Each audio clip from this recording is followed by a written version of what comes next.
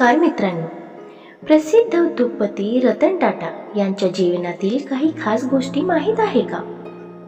आधुनिक भारताच्या राजकीय, सामाजिक, सांस्कृतिक, औद्योगिक जडणघडणीत अनेकांचा मोठा वाटा असते.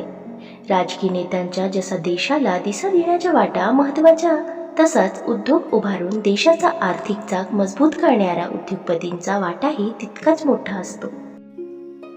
पण अनेकदा आपल्याला राजकीय व्यक्तिमत्वांबद्दल माहिती असते, तितकी माहिती उद्योगपती, शास्त्रज्ञ, शिक्षक यांच्याबद्दल नसते. महान उद्योगपती जमशेदजी टाटा हे असेच एक उद्योगपती. टाटा ग्रुपच्या अनेक कंपन्यांनी देशाच्या आर्थिक उभारणी मोलाचं योगदान दिलं आहे. जमशेदजीची परंपरा त्यांच्या पुढच्या पिढीनेही जपली, चालवली आणि वृद्धिंगत केली. जमशेदजीचे दत्तक नातू नवल टाटा यांचा मुलगा उद्योगपती रतन टाटा यांचेही नाव यात अग्रक्रमाने येतं. रतन टाटा यांचा आज वृद्धापकाळाने मृत्यू झाला आहे. रतन टाटांबद्दल आपण आज थोडी अधिक माहिती करून घेणार आहोत. चला तर मग रतन टाटा यांचा जन्म आणि शिक्षण. सुप्रसिद्ध उद्योगपती रतन टाटा 28 डिसेंबर 1937 मुंबईत झाला.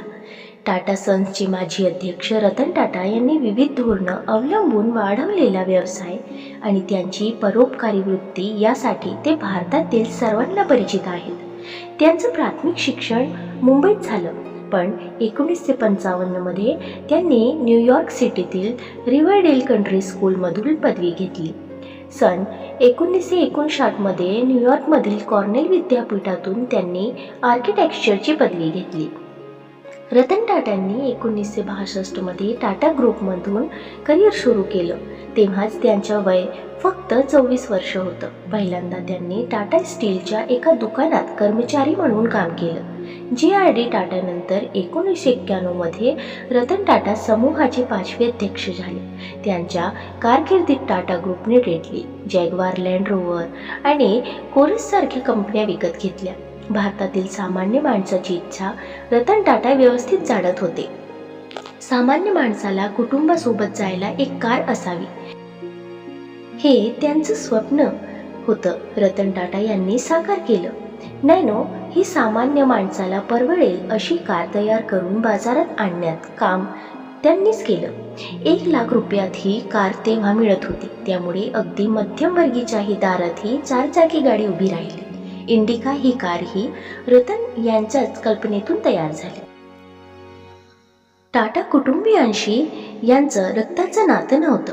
रतन यांचं टाटा कुटुंबियांशी रक्ताचं नातं नाही. नवल टाटा आणि त्यांच्या पत्नी नवसबाई सेठ यांचे दत्तक पुत्र म्हणजे रतन टाटा. रतन लहान असतानाच त्यांचे आई वडील विभक्त झाले. रतन यांचा आईवर खूप प्रेम होतं. रतन यांनी केला व्यवसाय विस्तार. रतन टाटा जेव्हा कंपनीत रुजू झाले तेव्हा टाटा कंपनीची एकूण उलाढाल 10,000 कोटी रुपये होती. 2011-12 या वर्षात टाटा कंपनीचा महसूल 4,75,721 कोटी रुपये झाला होता. आज जवळजवळ 80 देशात सध्या टाटा ग्रुपच्या कंपन्या आहेत. कंपनीसाठी जे चांगलं आहे आणि जगासाठीही हिताचं आहे तेच करायचं असं रतन टाटांचं कायम धोरण होतं. त्यांनी भारतात प्रसिद्ध असलेली विकसित देशातील ब्रँड ही विकत घेतले. हे रतन टाटांनी असा घेतला होता अपमानाचा बदला. पद्मभूषण, पद्मविभूषण. रतन टाटा कंपनी व्यवसायाबरोबरच समाजाच्या हिताचा सतत विचार करणं ही टाटा समूहाची खासियत आहे. ती खासियत राखत रतन टाटा यांनी 21 वर्षाच्या करिअरमध्ये टाटा उद्योग समूहाला एका वेगळ्याच उंचीवर नेऊन ठेवलं. औद्योगिक क्षेत्रातील त्यांच्या उल्लेखनीय कार्याची दखल घेता भारत सरकारने 2000 मध्ये त्यांना पद्मभूषण आणि 2008 मध्ये पद्मविभूषण पुरस्कार देऊन गौरवलं. कर्मचाऱ्यांची काळजी घेणारा अध्यक्ष, जगभरातील कंपन्यांचे व्यवहार सांभाळणारे हे टाटा समूहाचे अध्यक्ष रतन टाटा एक कुटुंब प्रमुख म्हणूनही लोकांच्या कायम स्मरणात राहिले. 2008 मध्ये जेव्हा मुंबईतील टाटा उद्योग समूहाच्या हॉटेल ताजवर दहशतवादी हल्ला झाला, त्यावेळी आपल्या कर्मचाऱ्यांच्या पाठीशी टाटा खंबीरपणे उभे राहिले.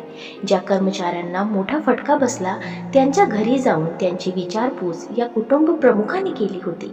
त्याचबरोबर हॉटेलच्या आजूबाजूला असलेला फेरीवाल्याचे व्यवसाय पुन्हा उभारण्यासही टाटांनी मदत केली होती. बोर्डाने नकारली निवृत्ती. रतन टाटा यांचं नाव 2010 मध्ये प्रसिद्ध झालेला कॉर्पोरेटर लॉबिस्ट नीरा राडी या प्रकरणातही घेण्यात आलं होतं. 2002 मध्ये 65व्या वर्षी रतन निवृत्त होणार होते, पण कंपनीने त्यांनी तशी परवानगी दिली नाही. 3 वर्षानंतर कंपनीच्या बोर्डाने त्यांच्या निवृत्तीचं वय 75 वर्ष केलं. ही त्यांच्या कामाची पोचपावतीच म्हणावी लागेल. विविध क्षेत्रांत कार्य रतन टाटा यांनी टाटा उद्योग समूहाला नवी दिशा दिली. त्याचबरोबर फिलॅन्थ्रॉपिस्ट म्हणूनही ते प्रसिद्ध आहेत.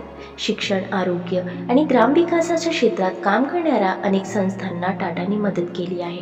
व्यवसाय आणि परोपकाराच्या क्षेत्रातील त्यांच्या योगदानासाठी त्यांना अनेक पुरस्कार देऊन गौरवण्यात आलं होतं. आपल्या देशातला एक असा अनमोल खजिना हरपला आहे की त्यांची भरपाई कितीही दशक गेले तरी होणार नाही. आणि आज त्यांच्या अखेरचा निरोप देताना प्रत्येक माणसाचे डोळे नक्कीच पाणवले आहेत. असा महामानवाला कोटी कोटी नमन आणि अश्रुपूर्ण श्रद्धांजली. देव त्यांच्या आत्मास शांती लाभो, देवाचरणी हीच प्रार्थना.